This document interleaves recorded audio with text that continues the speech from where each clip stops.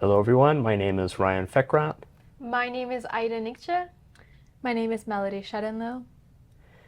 And on today's episode of Seday Daneshjoo, we welcome a common mentor of ours and a prolific researcher. This is Dr. Mohammed Navab. Dr. Mohammed Navab is a retired professor of medicine and cardiology at UCLA. During the 1970s, he studied and conducted research at New York Columbia University Cardiology. He has been a co-project leader for NIH grants and has focused on artery wall metabolism. With the cardiology group at UCLA, they developed an anti-inflammatory peptide capable of protecting HDL, LDL, and lipid oxidation in general. This peptide proved to be efficacious in clinical trials in the US, Europe, Africa, Asia. Dr. Navab has been active at the Association of Professors and Scholars of Iranian Heritage and a host of Current 670 AM since 2007, and a speaker at Radio Hamra, Andeshe, and Pars TV. He emphasizes for his colleagues and students, that being us, to be a bridge between academia and the community. Welcome, Dr. Navab. Thank you for coming. Thank you so much, Ryan John. Thank you, Melody. Thank you, Ida. I'm so thrilled to be invited by you to be on Seday Daneshjoo, talking about mentorship. Correct. Interestingly, my life was changed by my mentors. I have had three mentors. One was Dr. Qasemi, who went to Tehran University, then to Harvard, and he was the consultant to Prime Minister Hoveyda. My second mentor was Dr. Dewitt Goodman at Columbia University Cardiology. He also studied at Harvard and came back to New York and became the chief of cardiology. That was for 6 years in the 1970s. Then I went back to Iran and worked in National University. And my third mentor for 44 years at UCLA, since 1981, I've had this Dr. Alan Fogelman, who first was chief of cardiology, then became the chairman of medicine, executive chairman of medicine. Out of 5,000 faculty at UCLA medicine, 950 were under him.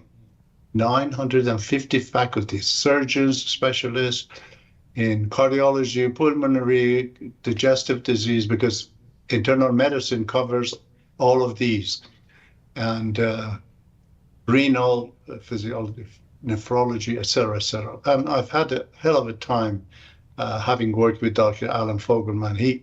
I don't know how to explain it, but he changed my life. Although I had great parents, great teachers, great friends, etc. But these two, Dr. Goodman at New York, Columbia, and Dr. Fogelman here at UCLA, made me capable of thinking better. That's the key thing. I learned how to think better.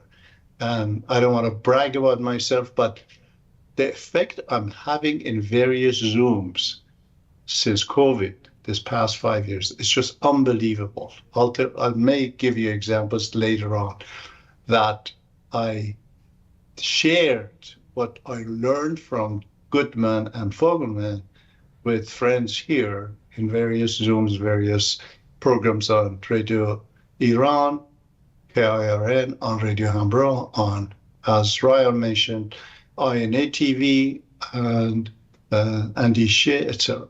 So, mentorship. Therefore, mentorship means so much to me. I call it a timeless and pivotal topic throughout history, and students have relied on mentors forever.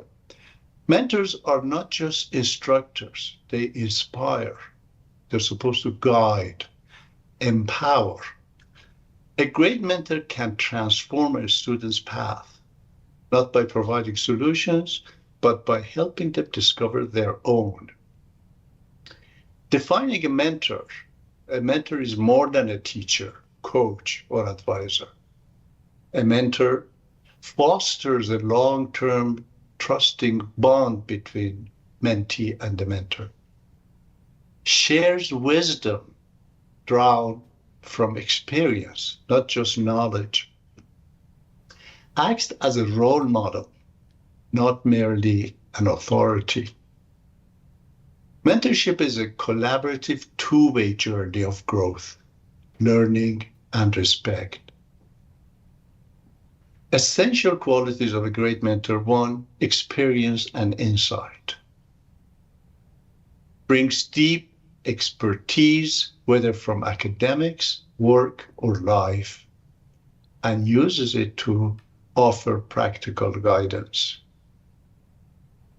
Instead of saying, I've been there, mentor says, here's what I learned, and here's how I might guide you. Empathy, you remember, has become such an important term and concept. We used to say, have sympathy. That means understand the suffering and pain of the other person, which is nice. But then some decades ago, empathy became more important, which is putting myself in your place. Putting myself. In Farsi, we call it hamdeli. The sympathy was maybe hamdardi. If you're in pain, I say, okay, I feel your pain. But empathy, the best word I remember about it is hamdeli, being actually in your place. And it's not easy at all. It's not easy at all. In fact, I'm going with my wife on Sundays in Santa Barbara. We go to a place called Empathy Circle. The mother organization is in San Francisco, but they have branches all over the country. And a dozen people we gather, and then we split into groups of 4, and people start talking about their lives and everything. And the first thing I told them at the beginning, I said, I'm very bad in empathy. That is because I have learned all these good things from my mentors. To me, solutions are simple and straightforward. Be this way, be that way, be that way. And when people aren't that way, I have to force myself, work so hard to understand them. Why do they underestimate themselves? That has been my motto and slogan, and I've been driving everybody crazy. When they say, what's your problem in life? I say, the fact that people underestimate themselves. That's the camera خودشون میذارن. I say the problem of Iran past 50 years has been low self-confidence, low self-esteem. So for many years, I kept saying that the human beings, that 8 billion people in the world, they need more self-confidence in order to have less pain, to have less complication in life. Recently, I asked ChatGPT, so what's the root of self-confidence? And it said, not enough self-awareness. I've been after this word we've all heard of self-awareness, self-conscious, self-recognition, all of that. But I accepted it. It made its job in my mind and heart that, yes, the reason people underestimate themselves is that they don't know their value. I heard something from somebody in that empathy circle. He said, we compare our shortcomings with other people's points of strength, which is so silly. You see? It's self-intoxication. For me to line up my shortcomings and say, Jack has all those good characteristics and I have all these low, characteristics and vijegi in forces. So empathy and emotional awareness so important. As I said, I ask everybody, help me place myself in other person's seat so that I won't be a dictator and a tyrant saying, how could you not believe that you are fine? Anyhow, so empathy is a critical issue. Mentor understands their mentees' emotions, struggles, and perspective, especially during moments of double doubt or uncertainty. They listen attentively. This story of listening is so important. I don't know whether you have experience with my generation, older Persians, that they don't listen to you. No matter what you say, they say their own little thing. And sometimes they answer totally irrelevant points, you know? So my family has been trying to teach me, my son Kaveh and my daughter Anita and my wife Neda, they have worked so hard on me for the past 44, 45 years for me to become a better listener, not interrupt them. So my son Kaveh does this practice with us. He says, okay, repeat after me exactly what I say. Oh my God, it's so difficult because I've not been good in that all my life. Because we hear the way we are, not the way the other person said it. There's an expression, they say, we don't see things the way they are. We see things the way we are. That is, we have this filter, this diaphragm on our eyes and our ears and our perception that we change things. A lot of fights and arguments and complications arise from this. The person says A and the other one hears B. And they get into arguments and discussion. So listening attentively is a top job of the mentor. Listening, listening, listening. And as I said, if I'm able to repeat what you said, exactly what you said, then I have taken the right step, the right first step. Hear exactly what you said, as opposed to what I want to hear and I think you said, etc., etc. Then mentor offers compassionate, non-judgmental support. Again, this is so difficult.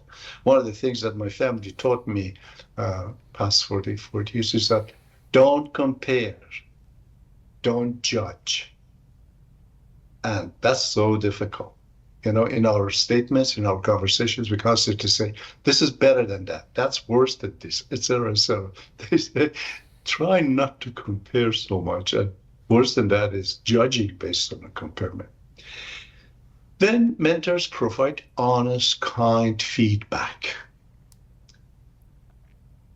Dedication and accessibility in mentor is necessary. It requires ongoing commitment, dedication, and accessibility.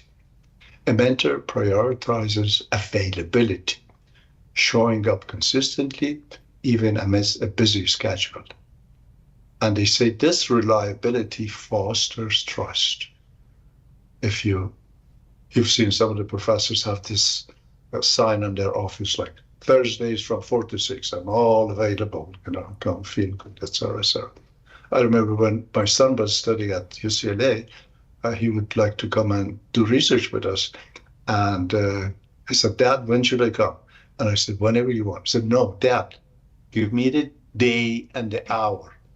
I said, Kaveh, you're going to come up with things and you're not going to show up and I'm going to get upset, etc. So just come whenever you want. He said, no, give me time. Give me the date and the hour and I will show you all different things. So sometimes simply knowing someone believes in you can shift your entire perspective. Someone believes in you. 4, I have integrity and genuineness here.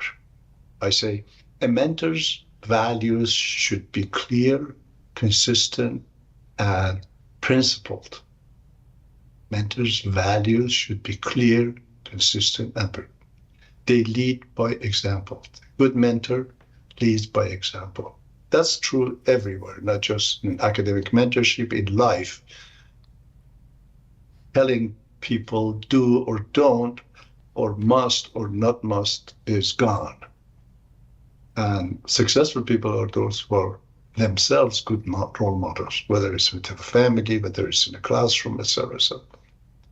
They own their mistakes. Good mentors own their mistakes.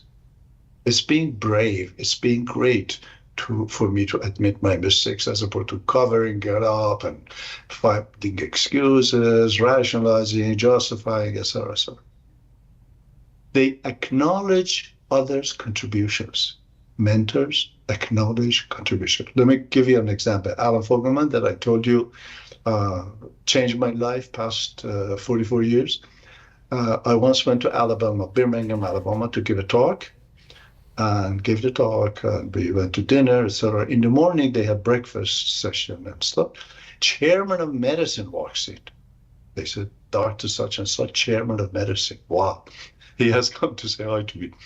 And he said, I am here to see who is this Muhammad that Dr. Fogelman, when he was here, if you removed the word Muhammad from his talk, it would be reduced to half.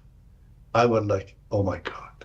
That means Alan Fogelman gave a talk, and every slide he showed said, Muhammad found this, Muhammad did this. And I remember 40 years ago, I told him, Dr. Fogelman, you don't need to mention my name all the time. And he yelled at me. He said, I must. I said, oh my God. He was a very tough guy. And his secretary used to tell people he carries a big stick. On the phone, he used to say, yeah, you can come and see Dr. Fogelman, but he carries a big stick. And it was true. Well, he had to, because he was running 950 faculties, surgeons. And you know the characteristic of UCLA and USC, Cedars, etc., is that three groups of people come there, patients. One, former big guys, secretary of this, secretary of that, ambassador of that. Two, ultra-rich people, billionaires. Three, celebrities. These three are some of the patients of these institutions, Cedars, USC, UCLA, and so on. And you can imagine the responsibility. I remember when Michael Jackson was brought to UCLA emergency room, the singer, dancer, you can imagine the whole medical center was affected and stuff. And one of our cardiologists called Tao Nguyen, who was originally from Vietnam, she was the attending person there, etc.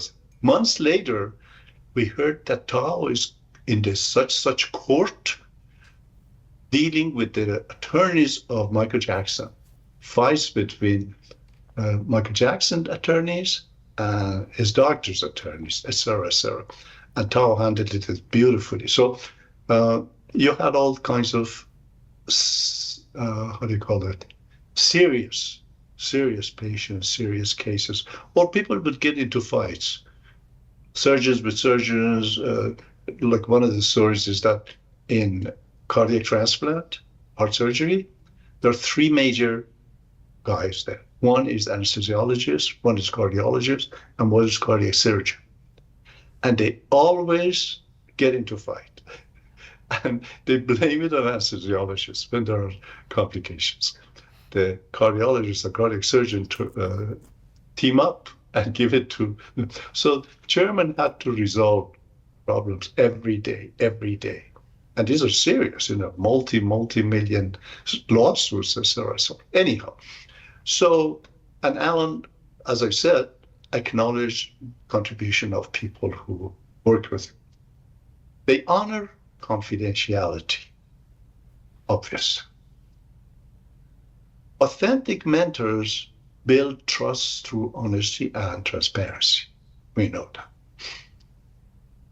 Then patience and adaptability I have in my notes. Every mentor is unique. A mentor tailors their guidance to each individual's pace and learning style. They don't rush progress. This is very important. I remember, again, 40 years ago when I studied, I heard there was this doctor, French origin, in pathology. He would put two PhD candidates on the very same project. Can you imagine the competition between these two? They wanted to kill each other because only one of them could complete and get his PhD. And we could not believe he's doing that. So, and of course, they all rush so that they won't be behind these brilliant Indian researchers and Chinese researchers who even sleep in the lab overnight. And they work so hard and so. Good mentors don't demand perfection.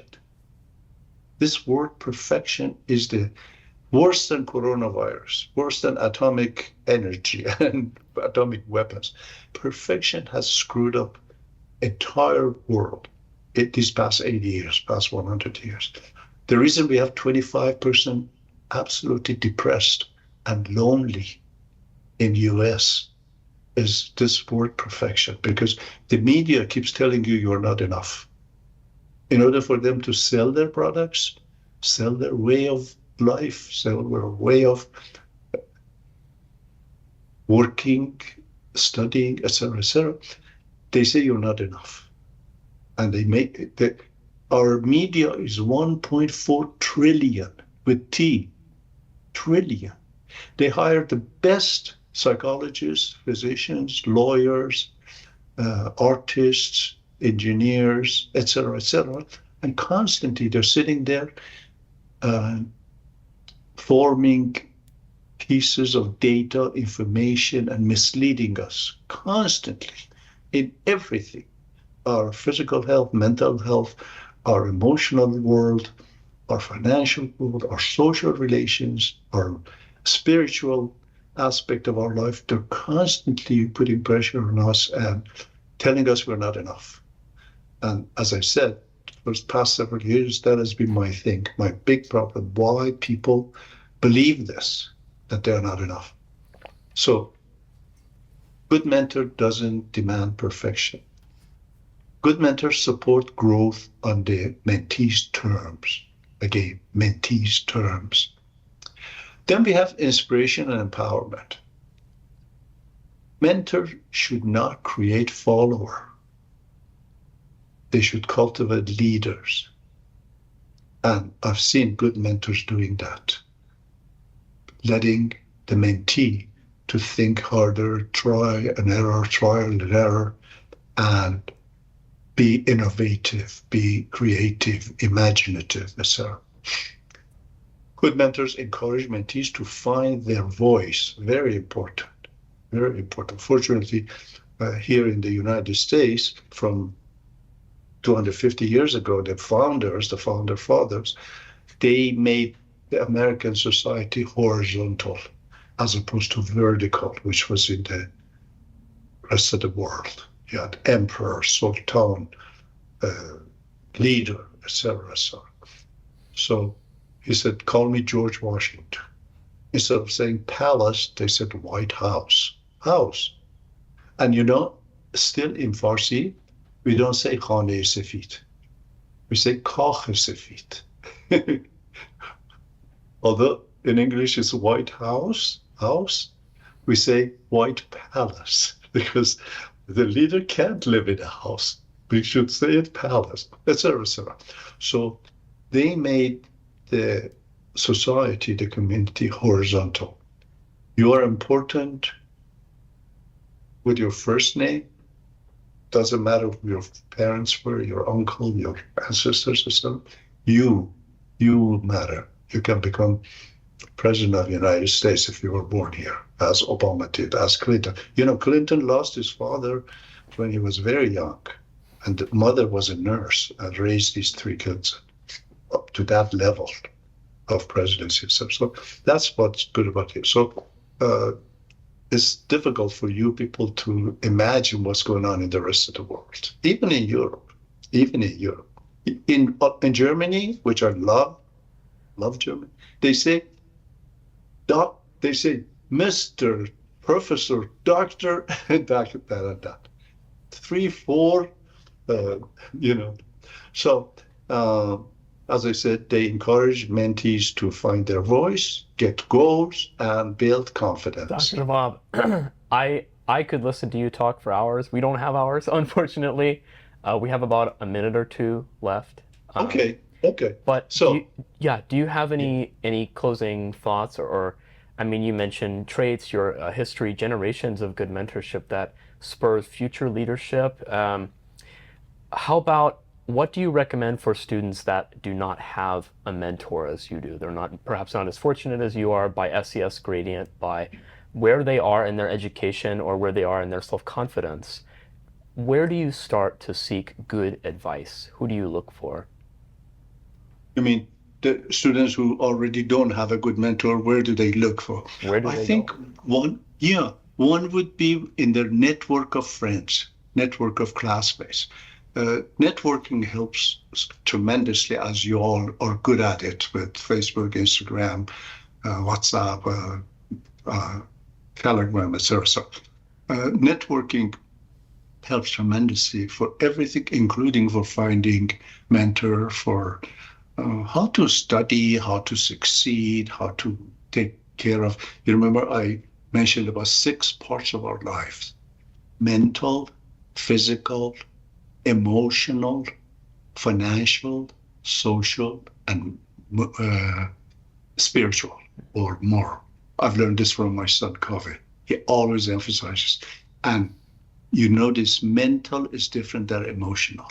Mental is brain and mind. Emotion is the whole body. So getting help from our network of friends, classmates, and relatives, family, etc., about all of these 6 things. If we are good to these 6 domains of our life, profiles of our life will be set. And that's one good way, to ask friends and relatives and classmates, etc. Thank you, Dr. Navab. Any closing thoughts? Dr. Navab has a lot to offer, both intellectually and, as we've seen, practically. I wager to say that we could have you on for multiple shows and continue to get more, pick your brain some more. Dr. Navab, thank you again. And Thank you. I wish everyone watching the best. Hopefully you can derive something contributional to yourself and better yourself through, whether it be 6 tenets to begin with or a more focused, specific, practical, what can I do now through my relationship with my mentor, and assess where I am in life through the lens of somebody else who is perhaps more knowledgeable, the more knowledgeable other, to expand what you know into a higher order thinking. That was Dr. Mohammed Navab. Thank you everyone for watching, and until next time.